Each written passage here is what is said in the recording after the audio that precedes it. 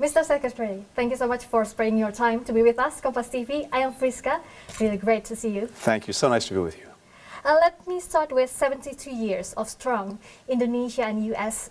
Diplomatic ties. So how to reaffirm that strong diplomatic ties between two countries, especially about the Indonesian strategic partnership and the importance of the free and open Indo-Pacific region? Well, that's exactly what we're doing. President Biden is committed to this partnership. It's a strategic partnership, and it's working on so many different levels. It's working bilaterally, the things we're doing directly together that I think will improve the lives of people in both countries. Regionally, where Indonesia plays such an important role, including in ASEAN, and even globally, where taking on the leadership of the G20, the 20 largest economies in the world, Indonesia is going to be playing a very, very important role next year. And for us, reaffirming these ties that are already very, very strong includes making sure that at every level, starting with our president, we're connected, we're working together. The president had, the two presidents, President Jokowi, President Biden, had a very good and long conversation when they were together at the Glasgow COP26 meetings. In fact, the meeting was scheduled to go for half an hour. It went twice that long because there was so much to talk about. And I think that's evidence of our commitment to the relationship. Specifically about your meeting with President Joko Widodo and other senior officials. So how the U.S. sees strategic role that Indonesia could take part of? Well, first of all, I was really grateful for the time that President Jokowi gave me yesterday when I arrived, and then all of the work that we've done since then with Minister Retno, Minister Lahut, and other colleagues and friends. And I think we talked about the issues that are having an impact on the lives of people in both of our countries, and the work that we can do together on them. COVID-19 and combating that, and together building an even stronger system so that in the future we can deal with pandemics even more effectively. Climate and dealing together with the challenge that it presents, but also the opportunity to create good new jobs with green technology. And infrastructure and investment and the economic ties between our countries, which we think can and should grow even stronger. So we talked about all of that, and what we call the digital economy. So much of our economy now is shaped by the digital world, and making sure that people in both of our countries have the skills that they need to really do well in that economy. Okay. Mr. Secretary, regarding to the tensions in the South China Sea, what are the key concerns from the U.S. and how could Indonesia and the U.S. commit to do on this issue? Well, you know, we talk about a free and open Indo-Pacific, but what does that mean? It means that for individuals, they are free to shape their own destinies, to make their voices heard, to live in free and open societies. For countries, it means the freedom to choose their own path and to choose their own partners.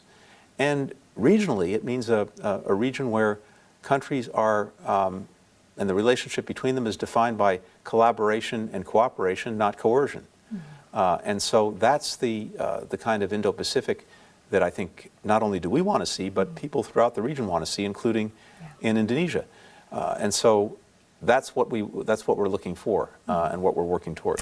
And since the U.S.-China trade war has become a concern to global communities for many years, so in the year of President Biden administration, how was the relation between two countries? Does the U.S. see the China's progress in economy and technology as a threat? Trade, investment are good, including with China for all of us, provided it's fair, that it's on a level playing field, that everyone is playing by the same rules. So that's what we care about. That's what concerns us. If countries are not playing by the same rules, well, it's important that we do something about that together. But we want to see more trade. We want to see more investment across the board. When it comes to investment, for example, in things like infrastructure, we'd like to make sure that it's what we would call a race to the top, not a race to the bottom, to make sure that investment is done transparently, openly, without corruption, building things to the highest quality, making sure the environment is protected, that workers are protected. If that happens, whether that investment is coming from China, from us, from anyone else, it's a good thing. Okay. Talking about pandemic, as far as we know that the U.S. has been very supportive and committed in providing over 44.7 million doses of vaccines to Indonesia via COVAX and bilaterally. However, the inequity of supply remains not only in Indonesia but other countries too. So, is there any extra thing that U.S. will act to help in bridging the deficit? Yes, you're right. There are inequities, and it's not only wrong morally. It's also a real problem for everyone because no one is safe until everyone is safe. And we've just seen that again with the emergence of the Omicron variant. And what happens is if the virus continues to be alive somewhere, it may start to mutate into new variants. And then those variants could come back and bite even countries that have been fully vaccinated if the new variants defeat the vaccine. So we have a strong interest in this.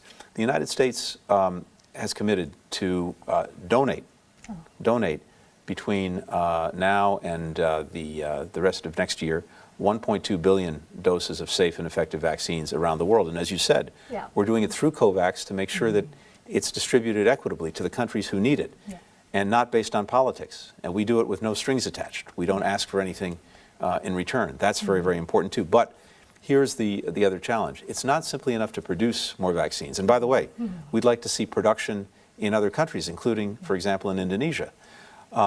But it's not enough to simply produce more vaccines. We also have to make sure that the vaccines actually get into arms. And there are challenges there too. There are logistical challenges, there are distribution challenges. We're working very hard to help solve those problems. Okay.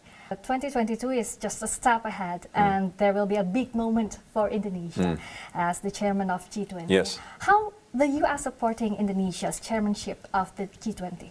We talked a lot about that with President Jokowi, with Minister Retno, with other colleagues, and we are looking very much forward to Indonesia's chairmanship of the G20 and the very important work that I know it wants to carry forward, including on things like health security, on climate, on the digital economy, on economic transformation, and we intend to be the strongest possible partners for Indonesia in that effort. It's a tremendous responsibility, but we're also tremendously encouraged that Indonesia is taking it on. It's an important moment for the world, and I think Indonesia can make a very big difference leading the G20 over the next year. Okay. The U.S. Secretary of State, Antony J Blinken. Thank you so much for being with us. Thank you. Good to be with you.